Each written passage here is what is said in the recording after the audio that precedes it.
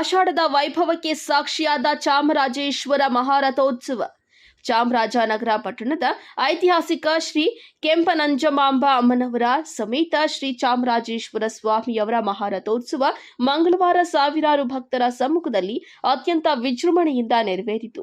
ಆಷಾಢ ಮಾಸದಲ್ಲಿ ನಡೆಯುವ ರಾಜ್ಯದ ಏಕೈಕ ರಥೋತ್ಸವ ಎಂಬ ವಿಶೇಷತೆ ಹೊಂದಿರುವ ಈ ಉತ್ಸವಕ್ಕೆ ಜಿಲ್ಲೆ ಮತ್ತು ಹೊರ ಜಿಲ್ಲೆಗಳಿಂದ ಅಪಾರ ಸಂಖ್ಯೆಯ ಭಕ್ತರು ಆಗಮಿಸಿ ದೇವರ ದರ್ಶನ ಪಡೆದು ರಥೋತ್ಸವದಲ್ಲಿ ಪಾಲ್ಗೊಂಡಿದ್ದರು. ಶಾಸಕ ಸಿ ಪುಟ್ಟರಂಗಶೆಟ್ಟಿ ಶುಭ ಮುಹೂರ್ತದಲ್ಲಿ ರಥೋತ್ಸವಕ್ಕೆ ಚಾಲನೆ ನೀಡಿದ್ದಾರೆ.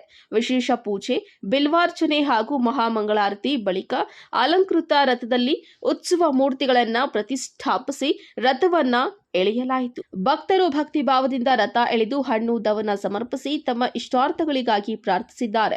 ರಥೋತ್ಸವದಲ್ಲಿ ನವ ದಂಪತಿಗಳ ಉಪಸ್ಥಿತಿ ವಿಶೇಷ ಆಕರ್ಷಣೆಯಾಗಿದ್ದು, ಸಂಪ್ರದಾಯದಂತೆ ನೂರಾರು ಜೋಡಿಗಳು ರಥೋತ್ಸವದಲ್ಲಿ ಭಾಗವಹಿಸಿ ಪೂಜೆ ಸಲ್ಲಿಸಿದರು.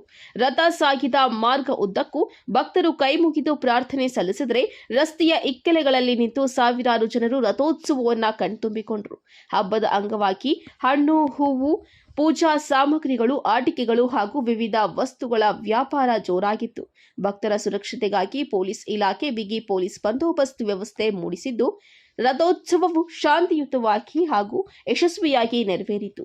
ವರದಿ ಮಹದೇವಸ್ವಾಮಿ, ನಂದಿ ಟಿವಿ, ಚಾಮರಾಜನಗರ.